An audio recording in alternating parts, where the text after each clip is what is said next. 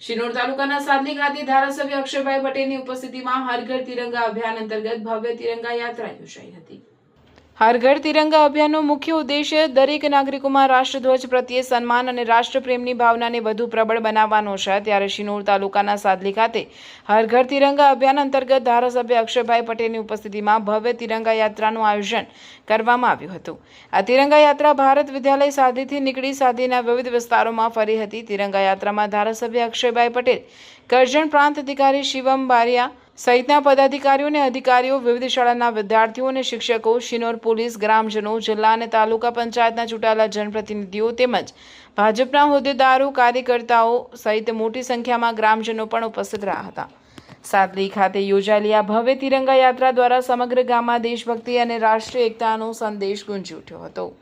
ખૂબ મોટી સંખ્યાની અંદર, હજારોની સંખ્યાની અંદર આ તિરંગા યાત્રામાં જોડાયા છે અને આવી રીતે દેશની અને રાષ્ટ્રની દેશભાવના જગાડવા માટેની જે આ યાત્રા છે એ યાત્રાને ખૂબ સફળતાપૂર્વક આજે શિનોર તાલુકાએ સાથ સહકાર આપ્યો છે। એ બદલ હું ભારતીય જનતા પાર્ટીના શિનોર વિધાનસભાના ધારાસભ્ય તરીકે હું તમામ હોદ્દેદારો અને તમામ આયોજકોનો ખૂબ ખૂબ આભાર માનું છું।